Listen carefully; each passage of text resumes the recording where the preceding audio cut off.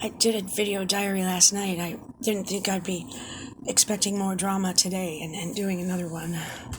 I'm sitting out here late at night with my Singer heavy-duty sewing machine, sewing a blanket for my daughter. It's an Irish picnic love blanket, which means if you're Irish and you go on a picnic with this blanket with your husband and you make love, you're most likely going to have Irish twins. That would mean either twins right off the bat or one baby now, one baby before the year's out. A year from there. 10 months from then. Something like that.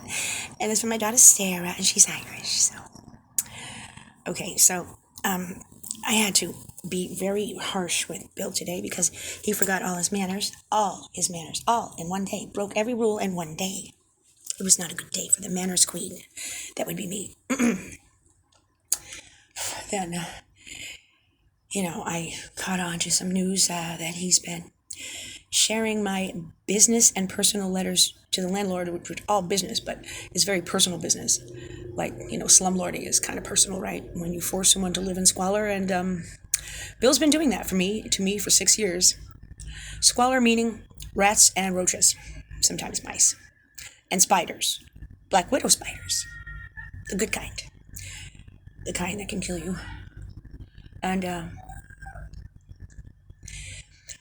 I was building up a long list of offenses that the landlord was committing against us and forcing us to suffer. Bill told me to write it in a certified letter. So I did, and I showed it to him, and I said, this has to be from both of us. I'm not going to be the fall guy here. I'm not going to be the bad guy. You have to sign it, so he did. Then he went behind my back and told the landlord it was all a pack of lies. He never signed it. I forged it, and he didn't agree with any of it. Then he told his thieving, lying, plagiarizing writer friend from Hollywood, Kathy Labby Orison, who stole my manuscript, she was the paid ghostwriter, to rewrite it, change it, retitle it, and register it at the Writers Guild as her own work. With Bill's help, of course. So she's a criminal, she's a thief. He gave the letter to her. My letter to my slumlord, Tong leader, Chinese gang leader, landlord. Why would he do that?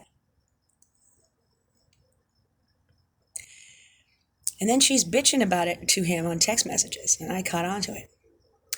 He also told her I was a drug addict. He's been telling everybody since day one I was a drug addict. You know why? Because he's a drug pusher. And he pushed so much drugs into his girlfriends over the years that most of them died. One died, and I witnessed the whole process of her dying, with him killing her. I told the police, I told everybody. No one cared. You know why?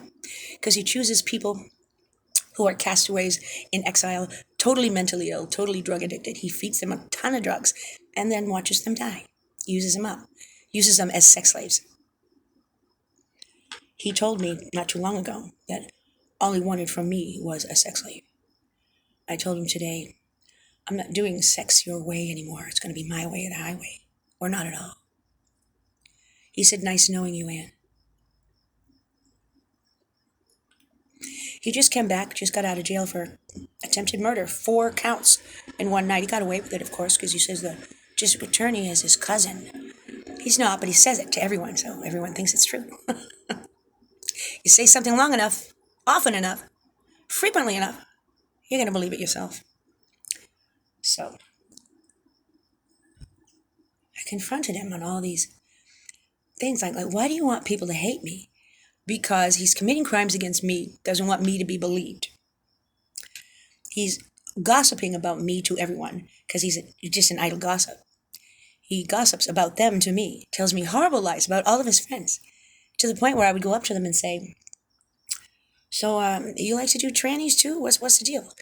What you have a mistress? Bill tells me you have a mistress, but you're married. What's the deal with that? It's all a lie. He lies